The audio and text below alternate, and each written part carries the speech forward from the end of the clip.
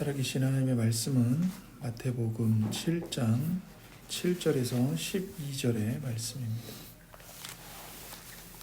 마태복음 7장 7절에서 12절 말씀입니다.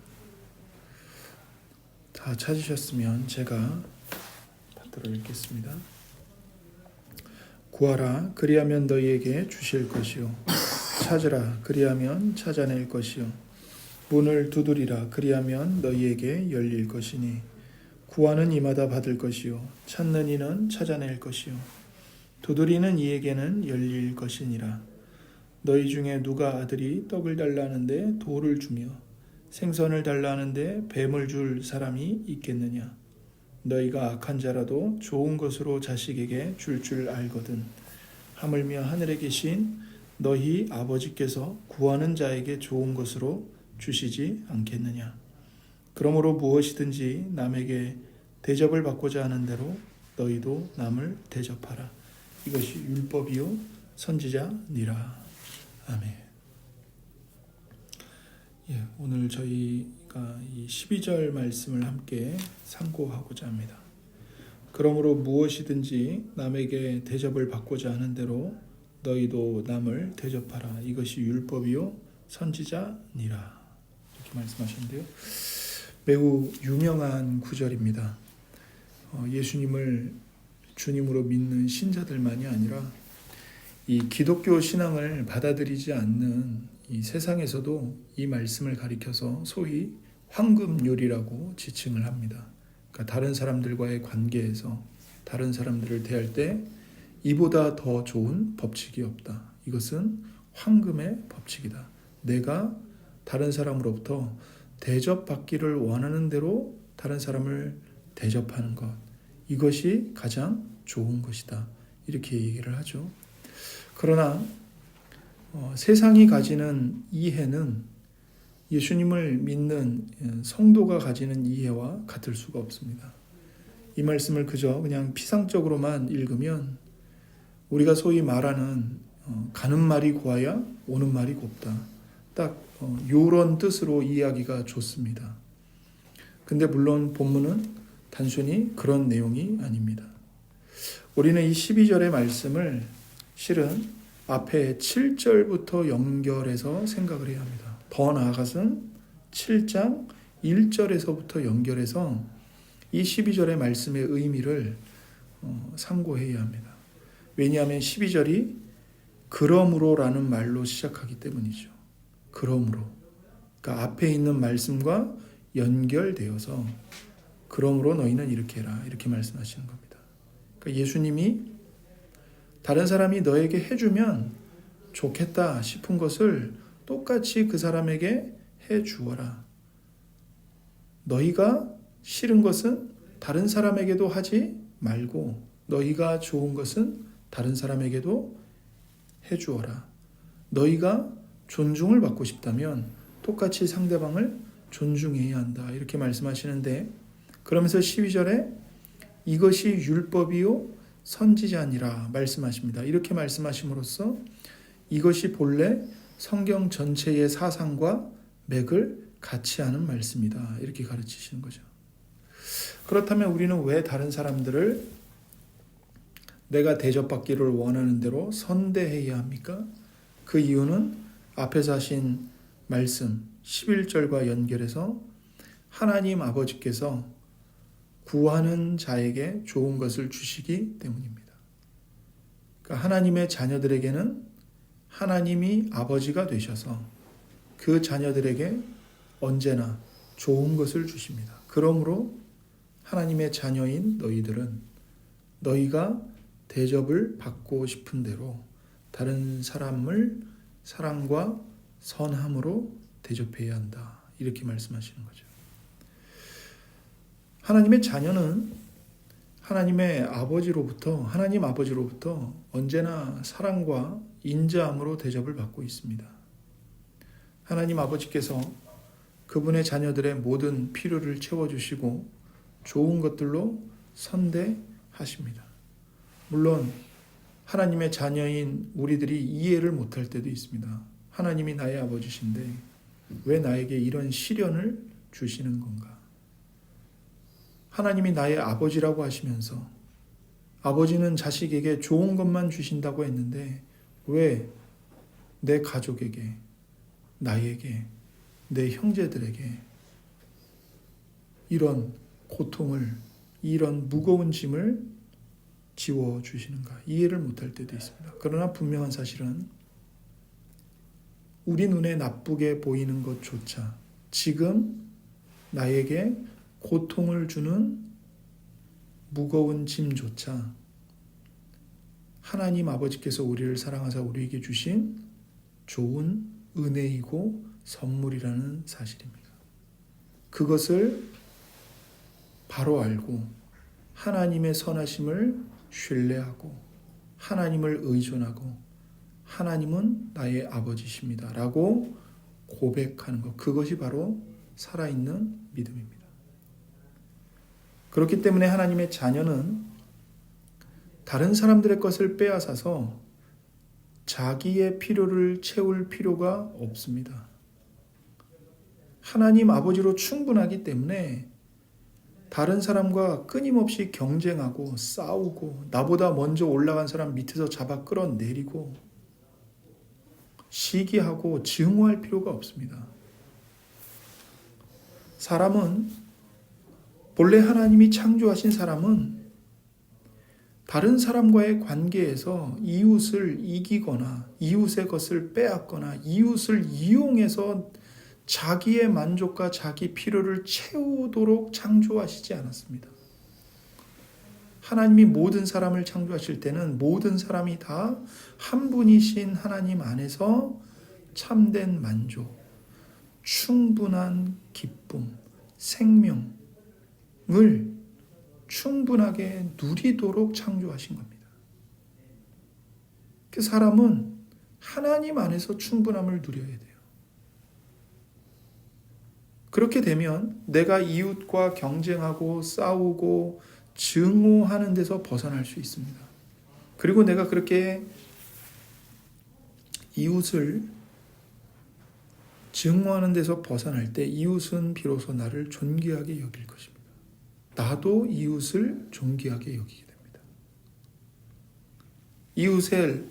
이웃을 약탈의 대상이나 이해관계로 보지 않고 하나님께서 저들의 필요를 채워주시고 내가 저들의 필요를 채워줄 수 없다.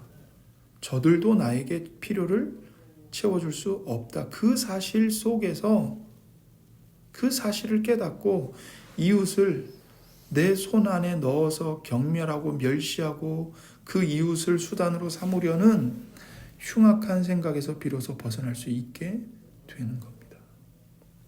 그래서 남에게 대접받고자 하는 대로 남을 대접하라는 우리 주님의 말씀은 7장 1절 말씀과 연결되는 거예요.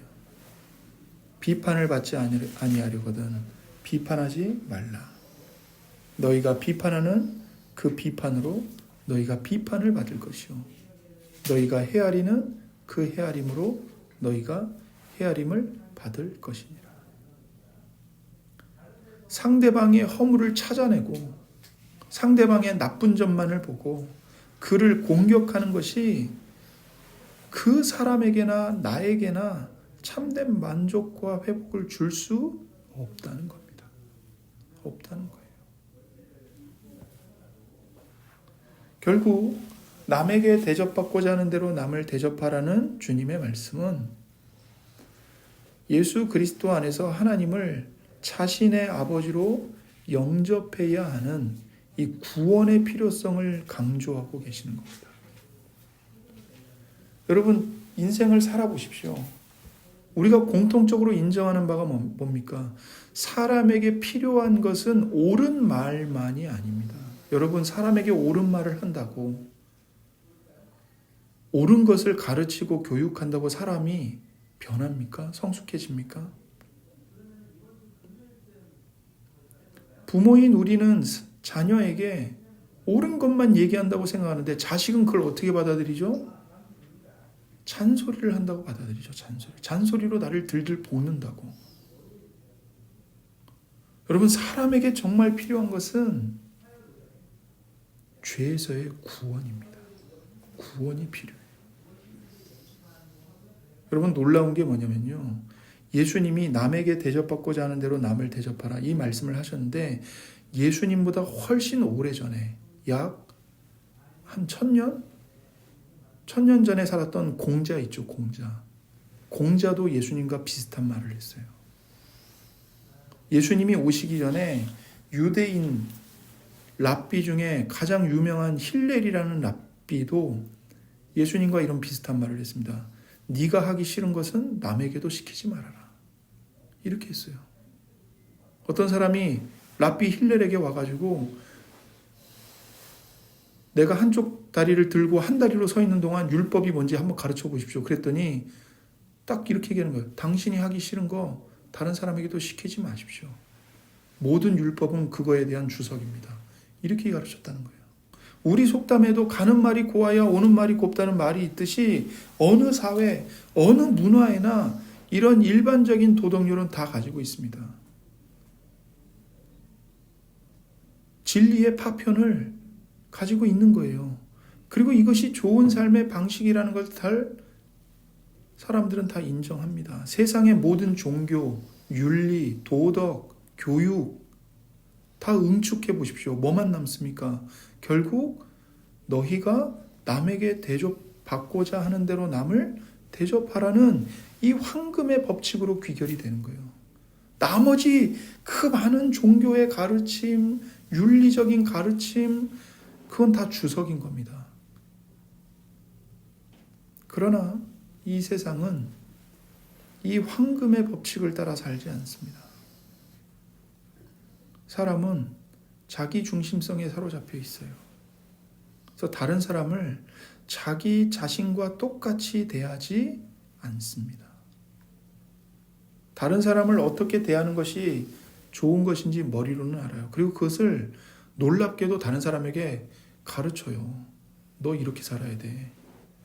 그러나 정작 본인은 그렇게 살지 않습니다.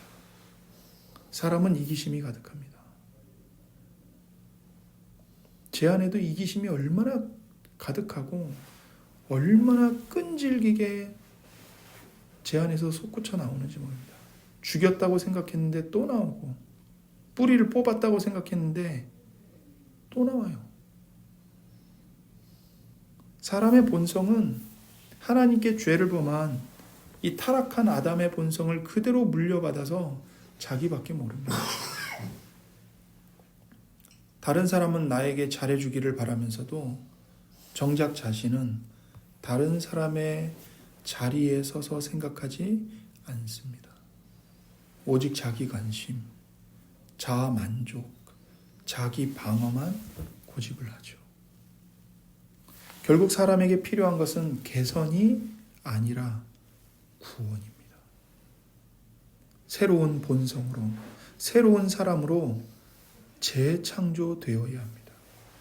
사람에게 필요한 것은 종교놀이가 아니에요. 종교놀이가 아닙니다. 돈을 많이 주는 것도 아닙니다. 정부가 복지를 늘리면 사회의 문제가 해결이 될까요? 필요한 일들입니다. 가난한 사람들, 아무도 주목하지 않는 사회의 약자들, 투명인간 취급을 받는 그 사람들 돌아봐야 됩니다. 우리가 그들에게 찾아가야 합니다. 그러나 그것이 근본적인 해결책이 되지는 못합니다.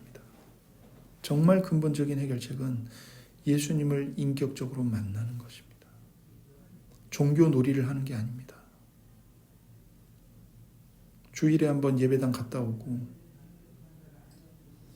예배 드렸다는 것으로 나 하나님 앞에 할 거 다 했어. 이 한 주는 이제 내 마음대로 살 거야. 그건 종교 놀이죠. 아, 오늘 말씀 들었는데 속이 시원해. 아, 목사님 오늘 어떻게 이렇게 내 마음을 잘하는지 말씀 듣고 감동받았어. 그게 아닙니다. 예수님을 그 말씀 속에서 그 말씀을 통해 인격적으로 만나야 합니다. 거룩하신 하나님을 진실로 경외해야 합니다. 하나님 안에서 하나님으로 충분하고 하나님으로 온전히 만족하는 행복이 무엇인지를 맛봐야 합니다. 하나님이 그의 아버지가 되어 주셔야 합니다. 그래서 11절에 너희가 악한 자라도 좋은 것으로 자식에게 줄 알거든 하물며 하늘에 계신 너희 아버지께서 구하는 자에게 좋은 것으로 주시지 않겠느냐. 이 말씀을 정말 하나님 아버지가 자녀에게 주시는 사랑의 약속으로 받아들일 수 있어야 합니다. 하나님의 아버지 되심을 전적으로 의존하고 신뢰해야 합니다. 그리고 그 하나님을 정말 나의 아버지로, 우리의 아버지로 공경하고 경외하고 높이고 순종해야 하는 것이죠. 한마디로 하나님이 우리의 아버지가 되어주셔야 하는 겁니다. 그것은 오직 예수 그리스도 안에서만 가능한 일입니다. 십자가에 못 박힌 예수 그리스도의 이 대리속죄의 은혜로만 되는 일이에요. 십자가에서 흘리신 예수님의 피가 나의 죄사함을 흘린 피임을 진실하게 믿고 하나님 아버지께 나아가 용서를 구하는 것입니다. 한 인간의 영혼과 인격을 만족시키는 것은 다른 인간이나 이 세상이 결코 줄 수 없는 거예요. 예수 그리스도를 만나야 합니다.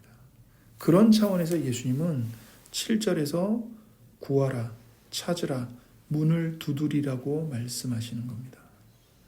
너희는 스스로 너희 자신을 만족시킬 만한 생명이나 의로움을 만들어낼 수 없다. 종교를 가져도 종교 놀이로 외식할 수밖에 없다. 세상의 재물이나 지위를 가져도 한 영혼을 회복시킬 수 없고 채울 수 없고 살릴 수 없다. 그러니 하나님께 나와 구하라는 겁니다. 문을 열고 하나님 나를 만나주세요 라고 부르짖으며 하나님과의 만남을 찾으며 하나님의 문을 두드리라는 겁니다. 우리가 그토록 구하고 찾는 인생과 그 인생의 행복과 의미는 우리 안에 있지 않고 우리 밖에 있습니다. 우리와는 절대적으로 다른 분이신 하나님께 있다는 겁니다. 먼저 내가 거룩하신 하나님 앞에서 얼마나 큰 죄인인가를 자각해야 합니다. 그리고 하나님께서 죄인인 우리를 얼마나 사랑하시는지를 알아야 합니다. 하나님은 죄인인 우리를 위해 우리를 사랑하사 그분의 아들을 희생하여 내주셨습니다. 하나님은 내가 받아야 할 죄의 형벌을 예수님께서 대신 받도록 하셨어요. 예수님은 내가 받아야 할 죄의 형벌을 십자가에서 대신 받고 죽으신 겁니다. 내가 죽어야 할 죽음을 예수님이 대신 죽어주신 거예요. 내가 받아야 할 고통, 내가 맛보아야 할 죽음을 예수님이 십자가에서 대신 받아주신 겁니다. 이사야 53장 5절과 6절에 그가 찔림은 우리의 허물 때문이요 그가 상함은 우리의 죄악 때문이라. 그가 징계를 받음으로 우리는 평화를 누리고 그가 채찍에 맞음으로 우리는 나음을 받았도다. 우리는 다 양 같아서 그릇 행하여 각기 제 길로 갔거늘 여호와께서는 우리 모두의 죄악을 그에게 담당시키셨도다. 우리 모두의 죄악을 예수님께 대신 담당시키셨습니다. 그래서 우리의 허물 때문에 예수님이 찔리셨고 상하셨고 징계를 받아 채찍을 맞으신 거고 예수님의 찔림과 상함과 징계를 받으시고 채찍에 맞으심으로 우리가 나음을 받았고 평화를 누리게 된 겁니다. 그 모든 것이 우리의 죄 때문이에요. 디모데전서 1장 14절과 15절에 우리 주의 은혜가 그리스도 예수 안에 있는 믿음과 사랑과 함께 넘치도록 풍성하였도다. mit보다 모든 사람이 받을 만한 이 말이요, 그리스도 예수께서 죄인을 구원하시려고 세상에 임하셨다 하였도다. 죄인 중에 내가 괴순이라. 이렇게 말씀하십니다. 우리 주 예수님의 은혜가, 우리 하나님의 은혜가 그리스도 예수 안에서 넘치도록 풍성했다는 겁니다. 우리가 예수 안에 있는 그 넘치도록 풍성한 은혜를 어떻게 받습니까? 예수님을 믿는 믿음의 손으로 받는 거죠. 내가 뭘 잘해서, 내가 공로가 있어서, 내가 회개를 잘해서, 봉사를 잘해서, 헌금을 많이 해서, 기도를 열심히 해서 받는 게 아닙니다. 오직 예수님의 십자가의 공로를 의지하는 믿음, 그 믿음의 손으로 예수님이 완성하신 구원과 은혜를 선물로 받아 누리는 거죠. 그래서 mit보다 모든 사람이 받을 만한 이 말이요, 그리스도 예수께서 죄인을 구원하시려고 세상에 임하셨다 하였도다. 죄인 중에 내가 괴순이라. 모든 사람이 받을 만한 이 말, 복음입니다. 십자가의 복음. 그리고 그 복음은 mit부입니다. 전적으로 신뢰할 수 있습니다. 왜 그렇죠? 예수 그리스도께서 죄인을 구원하시기 위해 저 하늘에서 하늘의 영광을 내려놓고 이 낮고 낮은 이 천한 이 땅에 말구유에 갓난아기로 임하셨기 때문입니다. 이 은혜를 누가 받습니까? 죄인들 중에 내가 괴수임을 아는 자. 죄인 중에 내가 가장 악한 자임을 시인하는 자. 그것을 자각하고 하나님께 엎드려 나는 죄인입니다. 하나님 나를 용서해 주세요. 나를 구원해 주세요. 간청하는 사람. 그 사람이 이 은혜를 받습니다. 죄인 중에 내가 괴순이라. 그런 죄인을 구원하시기 위해 예수님이 이 땅에 임하신 겁니다. 우리는 예수님을 악으로 대했습니다. 그런데 예수님은 반대로 우리를 용서와 사랑으로 대해 주십니다. 우리는 예수님을 무시합니다. 예수님을 삶의 주변부로, 저 변두리로 제쳐놓습니다. 그냥 주일에 교회 한번 갈 때 찾아뵙는 저 시골에 있는 나이가 많아서 더 이상 나에게는 어떤 도움도 줄 수 없는 뒷방 늙은이로 대할 때가 많습니다. 잘못된 거죠. 우리는 그렇게 예수님을 무시하지만 예수님은 여전히 우리를 사랑하십니다. 불꽃 같은 눈동자로 우리를 지켜보고 계십니다. 예수님이야말로 이 황금의 법칙을 완벽하게 지키신 분입니다. 우리는 십자가에 못 박혀 우리의 모든 죄를 대속하신 예수님을 의존해야 합니다. 우리는 스스로 나와 이웃에게 답을 줄 수 없는 존재입니다. 그러나 하나님께서는 예수님을 주님으로 믿는 모든 사람들을 구원하여 당신의 자녀로 삼으시고 하나님 아버지가 되어주셔서 사랑으로 자녀들의 모든 필요를 채우십니다. 삶의 참된 목적과 의미가 되시는 주님을 따라 살게 하시죠. 하나님으로부터 받은 충만한 사랑 때문에 다른 사람의 자리에 서서 만약 내가 저 사람이라면 나는 어떻게 대접받기를 원할까? 이것을 생각하고 황금의 법칙으로 이웃을 대하도록 이끄십니다. 하나님으로부터 받은 이 충만한 사랑을 우리가 알고 있다면 그 사랑을 오늘도 하나님이 아낌없이 나에게 공급하고 계신다는 것을 신뢰한다면 우리는 다른 사람의 입장에 서서 생각해야 합니다. 그리고 이러한 구원의 핵심에는 십자가에 못 박힌 예수 그리스도가 계시는 거죠. 억울하십니까? 억울할 수 있습니다. 나는 저 사람에게 내가 선함으로 인자함으로 대접받기를 원하는 대로 저 사람을 대해주는데 저 사람은, 저 인간은 그렇게 안 하는데 내가 왜 이렇게 해야 돼? 억울할 때가 많죠. 그럴 때마다 원수인 여러분을 예수님이 어떻게 용서하셨고, 어떻게 용납하셨고, 어떻게 여러분을 받아주셨는지를 생각해 보십시오. 눈을 들어서 십자가에 못 박힌 예수 그리스도를 마음의 눈으로 바라보십시오. 우리가 다른 사람을 나와 똑같이 대접해야 되는 이유는 내가 그렇게 다른 사람을 대접하면 저 사람도 나를 똑같이 대접해 줄 것이다. 그것 때문에 그 사람을 나와 똑같이 대접하는 게 아닙니다.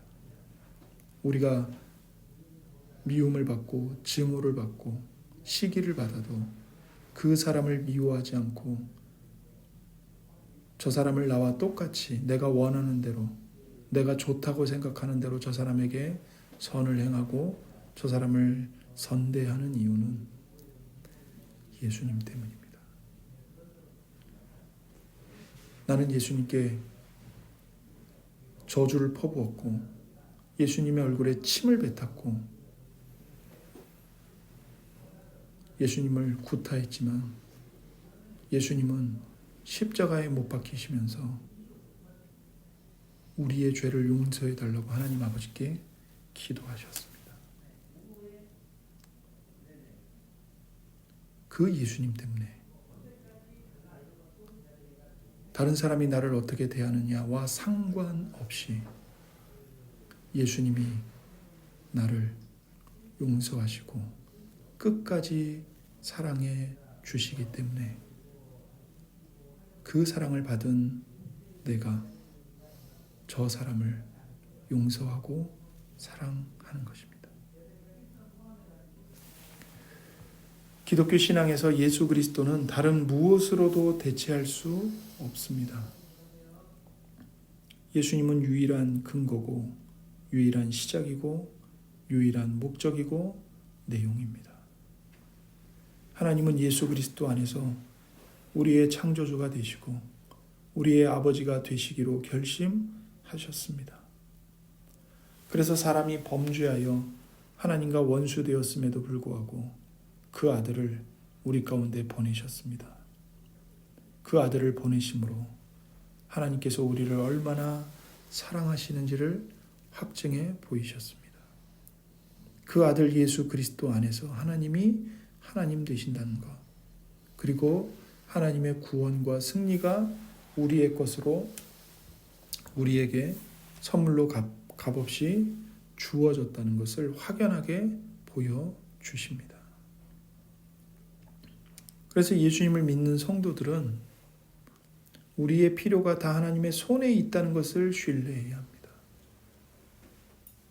하나님이 우리에게 약속하신 것이 얼마나 넉넉한 것이며 하나님의 모든 약속이 하나님의 신적인 능력과 신적인 의지로 반드시 이루어지고야 말 것임을 우리는 신뢰해야 합니다. 여러분은 이웃과 세상과 상관없이 하나님 안에서 충분해야 합니다. 그것만이 여러분 자신을 타인의 입장에 세우고 남들이 여러분에게 친절하게 대해주면 좋겠다고 여기는 대로 타인을 사랑하게 하는 것입니다. 우리가 하나님 안에서 충분하다는 것은 고통이 없고 소원이 다 이루어지고 아쉬울 것이 없는 경지에 이른다는 뜻은 아닙니다. 그렇게 안 됩니다.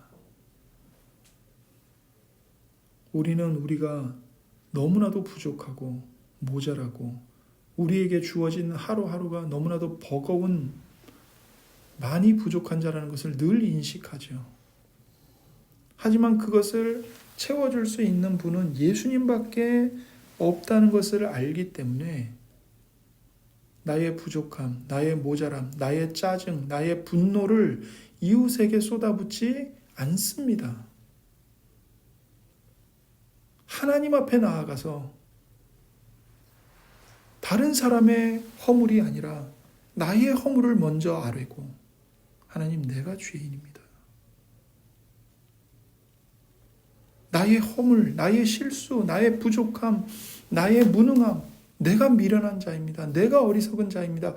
그것을 하나님 앞에 토설하고 자복하며 하나님께 도와달라고 매달리지, 내가 짜증나기 때문에 옆 사람을 잡고 달달 볶고 하지 않습니다. 성도는 그렇게 해서는 안 됩니다. 내가 아무리 이 사람을 쥐잡듯이 잡아도 그 사람이 나의 필요를 채워줄 수 없다는 것을 십자가의 복음을 통해 성도는 깨달은 사람입니다. 예수님밖에 없다. 하나님밖에 없다. 여러분, 우리의 필요와 우리 안에 채워져야 할 내용, 우리가 도달해야 할 목표는 하나님께 있습니다. 하나님은 그 아들 예수님을 보내어 우리의 아버지가 되기로 결심하신 분입니다. 이 하나님께 우리의 믿음이 있습니다.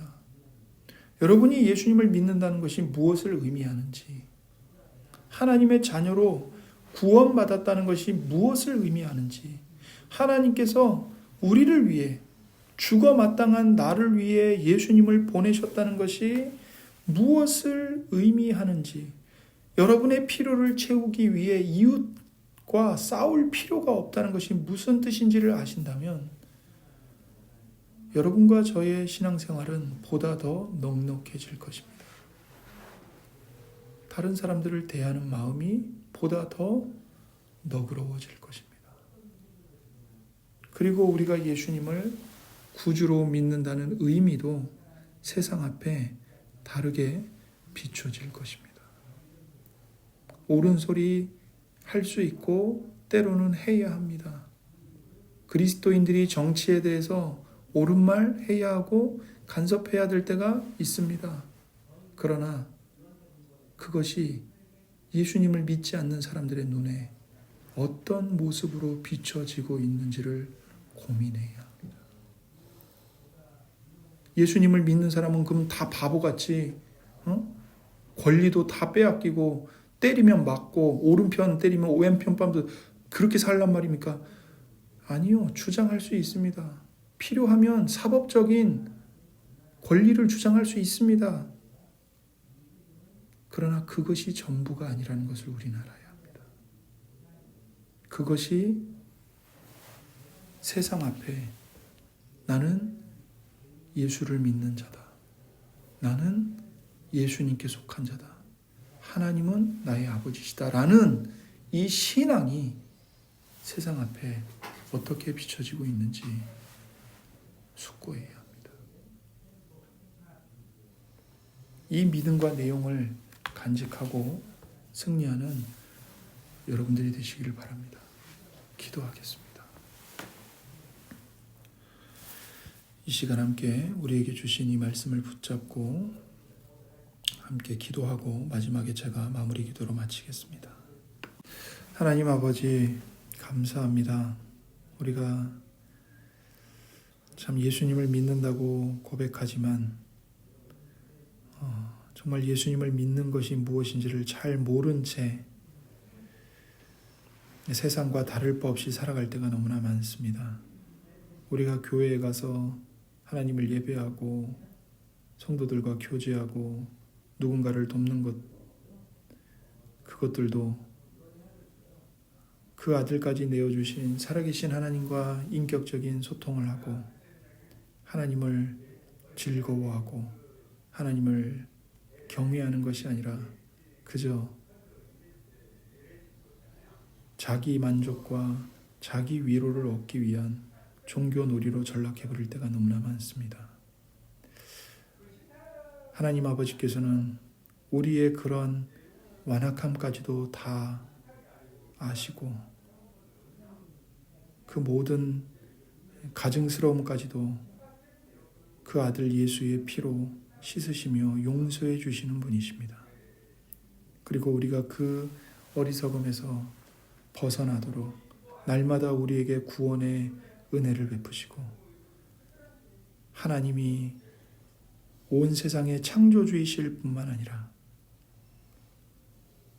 하나님의 모든 자녀들의 아버지가 되신다는 사실을 날마다 우리에게 말씀으로 들려주고 계시고 깨우쳐주고 계십니다. 하나님, 다시 한번 깨어 정신을 차리고 우리 마음을 미혹하는 세상의 헛된 것들에 취하지 말게 하시고 하나님의 말씀을 바로 듣고 성령에 의해 말씀을 바로 깨닫고 하나님 앞에서 정신을 차리는 저희들 될 수 있도록 우리가 하나님의 손 안에 있고 십자가에 못 박히신 예수님의 손 안에 있고 성령님과의 사랑의 사귐 속에 우리가 들어와 있음을 각성할 수 있도록 도와주시옵소서.